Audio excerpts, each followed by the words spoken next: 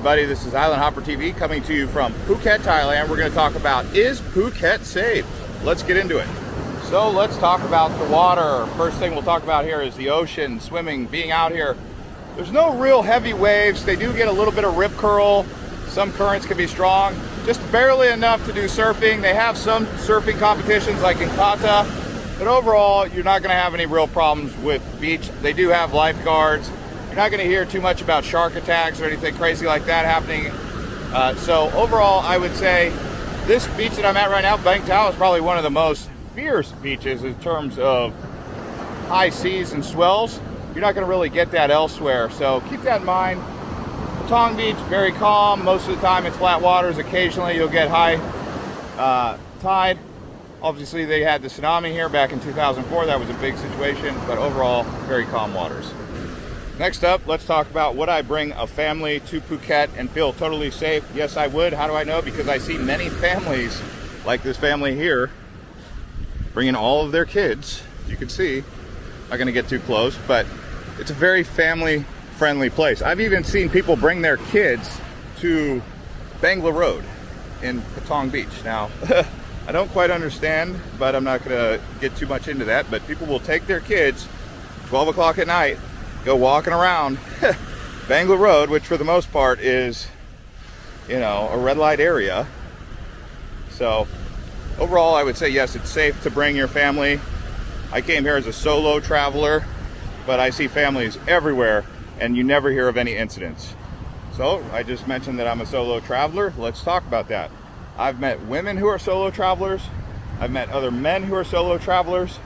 And it seems like the most common thing that happens that really sets people back is usually one of two things: getting too drunk, staying up late, losing something like a phone or a wallet or a debit card, and not having friends around to help them. That's something that I would recommend being on guard with if you're a solo traveler. If you're a traveler in general, pay attention to that. But solo people going out late at night, they can get carried away, and sometimes things happen. You know, it is what it is. The other thing that I've seen is people eating food or ice, however they get sick, and then they end up with bubble guts, holed up in their room with a fever for 3 or 4 days. I've seen this happen quite a few times. Hopefully it doesn't happen to you, but that is something you have to take into consideration. Being cautious of raw food, oysters, or sometimes even fruits that are sprayed in water. You know, that's what happens when you go to a street vendor. Where did they get the water from that they're cooking that soup in, you know, when you're drinking the soup on the street? Not saying it's bad, but hey, also the seafood. How old was that lobster? Like, how long has that lobster been dead? You can't tell how long a lobster's been dead because it's in a shell. Same with the crab. Same with any real shellfish. Sometimes you'll get pork or chicken that may be old also. Like, at what point do they decide to throw it away and say it's no longer good? I mean, those are the things you have to keep in mind as a solo traveler, but as a traveler in general. Let me further elaborate on food, because food can be its own subcategory, although it got lumped in with the solo traveler experience of getting sick in your room and having to take ciprofloxacin or some antibiotic to basically cure yourself of any problems. But for food, as we continue to talk about that, the safe food diet, in case you do encounter a problem, is go to McDonald's. You know, eat there. If you're here for a long time and you don't want to go home and you want to weather it, go to 7-Eleven. We call it the 7-Eleven diet, the McDonald's diet, the Burger King diet. That's in a real pinch. I'm not saying eat Burger King, McDonald's every day, but if you ended up in a situation where you've got the bubble guts, the 7-Eleven McDonald's diet will help keep you away from any bacteria. While I was here in Phuket, for example, there was a mystery virus that was going around, and I guess some of the hospitals and medical facilities were overwhelmed because of it. Sometimes antibiotics aren't always the solution for something like that. Just wanted to point that out about the food. You really sometimes have to be careful, but I do believe that also as time goes by, you start to build a bit of a immunity to some of the bacteria and stuff that you might find in the food, because your gut, your body has its own natural defenses to protect you. I mean, how do the Thai people eat the food and not get sick, but you, the Farong, the foreigner, get sick when you eat it? Well, because they've built up the immunity to dealing with anything that may be in the water or anything like that. With that being said, no, the water is not safe to drink out of the tap. In fact, when you go into your room, you will see that they give you 2 glass bottles of purified water. You can use that to drink.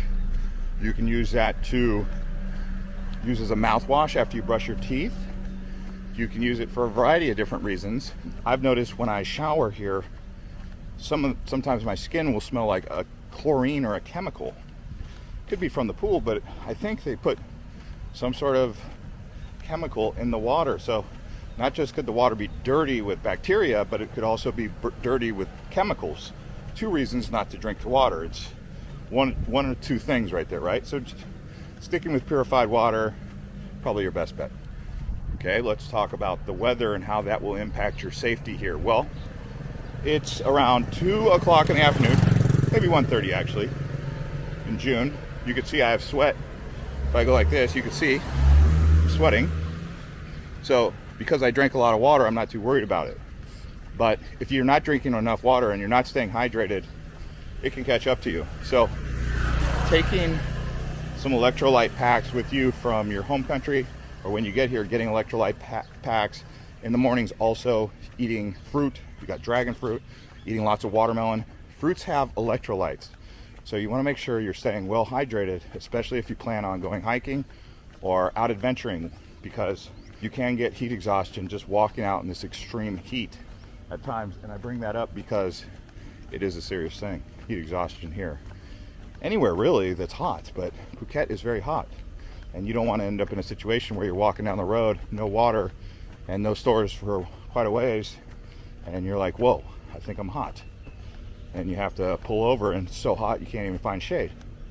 Just keep that in mind. Staying hydrated before you go out and bringing water with you is important. Finding other ways to stay hydrated by getting electrolytes from fruits like dragon fruit, watermelon, mango, papaya. That's why eating fruit is so good for you here in Thailand. You'll see a lot of people selling fruit, drinking fruit, eating fruit. There's lots of good fruit here. Locals are always eating fruit. All right, next up, let's talk about transportation, because transportation is probably one of the most dangerous things here in Phuket. You talk to any locals, Farongs or locals, there's like 4 accidents. This is motor accidents in cars, where I think were fatalities in like the last weekend. Okay, so something about driving out here. One of the situations was, I'm just giving you the situations in real time of what I heard about and saw.